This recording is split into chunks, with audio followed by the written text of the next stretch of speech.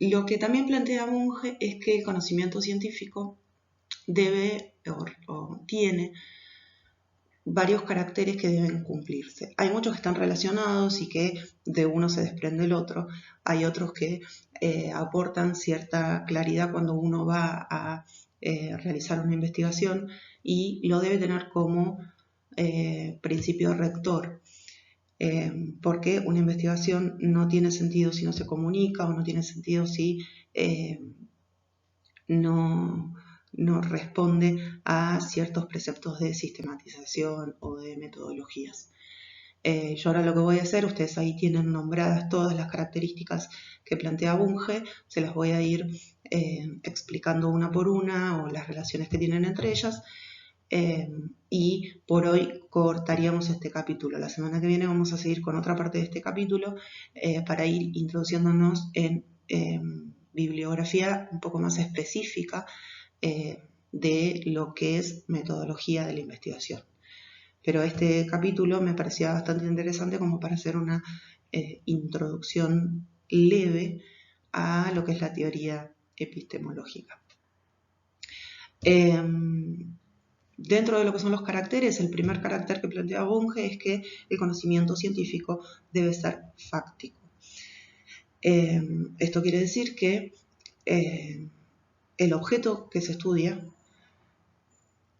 no puede ser analizado o no debería ser analizado cuando está demasiado determinado por el sujeto investigador. ¿Qué quiere decir esto? Que nosotros tenemos que observar un objeto y analizarlo de la manera más, y por más que suene redundante, objetiva posible. Tenemos que tratar de distanciarnos del objeto investigado para que lo que resulte de esa investigación sea lo más fidedigno posible. Por otro lado, también lo que plantea Bunge es que la investigación o el conocimiento científico debe trascender los hechos. Y con esto se refiere a que cuando nosotros investigamos, por decirlo de alguna manera, tenemos que rascar la superficie del objeto que estamos investigando. Quiere decir que debemos ampliar el conocimiento de lo que ya se sabe de ese objeto, de lo que aparece a primera vista o a primera lectura del objeto que nosotros vamos a investigar. Indagar en todas las posibilidades o en todas las características del objeto de estudio lo que va a hacer es que ese conocimiento científico o el conocimiento científico generado por esa investigación sea lo más real posible. Por otro lado, y relacionado justamente con esta trascendencia de los hechos, lo que plantea es que este conocimiento debe ser analítico. Y con esto se refiere a que el objeto investigado debe ser descompuesto en todas sus partes componentes, en todos sus elementos, justamente para poder plantear desde esa investigación que el objeto no es solamente lo que tenemos adelante, sino que es un mundo a ser analizado. Cuando habla de la especialización o de que el conocimiento debe ser especializado, es porque cuando nosotros nos introducimos en el ambiente o en la vida del investigador, debemos entender que siempre hay un campo en el cual nos movemos. Es una noción de Bourdieu que creo que ya se los nombré, lo vamos a seguir trabajando. Esta idea de que hay una especialización, hay un espacio que siempre se refiere a temas precisos, y ahí es donde empezamos a acotar o a recortar nuestras realidades para que nuestra investigación hable de una cosa y no de otra, y no se mezclen las cosas que investigamos o nuestra investigación con la investigación de otro sujeto investigador. Entonces siempre tenemos que ir reforzando lo que yo en otros videos les nombré como tema. Va a estar relacionado justamente con la selección de los temas de investigación. Por otro lado, también lo que se plantea es que el conocimiento científico debe ser claro y preciso.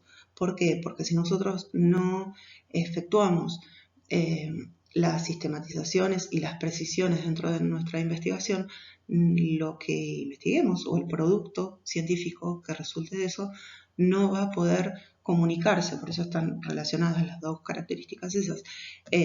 Necesitamos que nuestra investigación tenga una metodología que nos permita comunicar lo que investigamos de manera clara, precisa y efectiva. Por lo tanto, tiene que tener estas dos características como fundamento. Una investigación científica que no puede ser comunicable, les diría que no tiene razón de ser.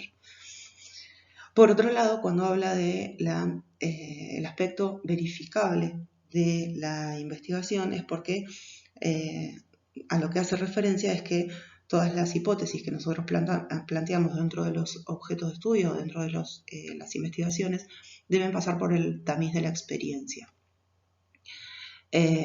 Tanto las investigaciones puras como las investigaciones aplicadas requieren esa experiencia, que puede ser una experiencia teórica, una experiencia de laboratorio o una experiencia fuera de laboratorio, pero siempre van a estar requiriendo ese carácter.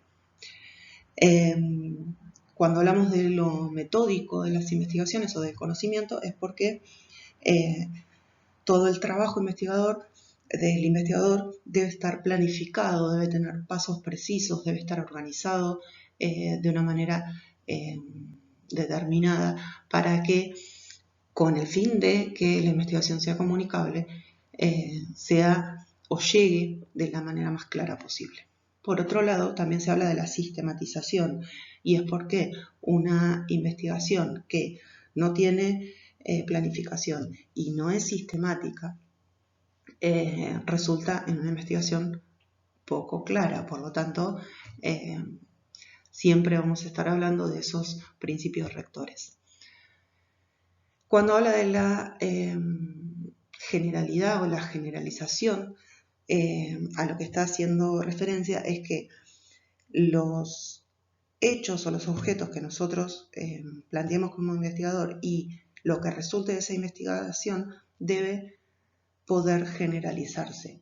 Y también va unido a esta noción del próximo carácter o la próxima característica, y es que debe transformarse en ley.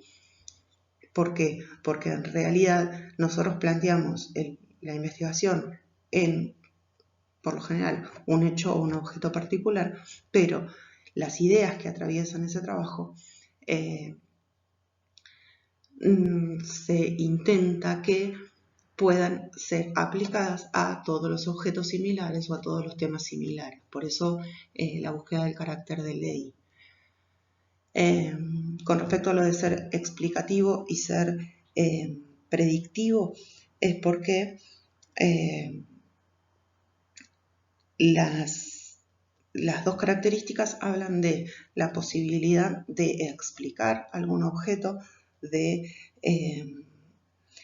hacer o poner en relación sistemas de ideas que expliquen una situación o expliquen un objeto, y entendiendo que, si bien está fundado en leyes anteriores o en ideas anteriores, no son universales temporalmente. Pueden modificarse, pueden ser inutilizadas, pueden ser dejadas de lado, porque al hablar de leyes y al hablar de conocimiento humano, estamos hablando de que es un conocimiento de tipo perfectible, siempre puede estar un poco mejor. Por lo tanto, debe tener estos dos rasgos como un objeto futuro. Con respecto a esta noción de lo perfectible del conocimiento científico, es justamente este rasgo de apertura. Por eso habla de que el conocimiento debe ser abierto, porque en su mismo fuero debe entender que probablemente después de publicarse o comunicarse esa investigación científica, puede corregirse, puede reformularse o puede reemplazarse por otra teoría. Y por último, habla de la utilidad de la investigación científica, y es que tanto las investigaciones puras como las aplicadas deben tener un fin útil. Así sea el conocimiento más teórico, más ideal, debe tener un fin o buscar un fin útil, que es justamente generar conocimiento.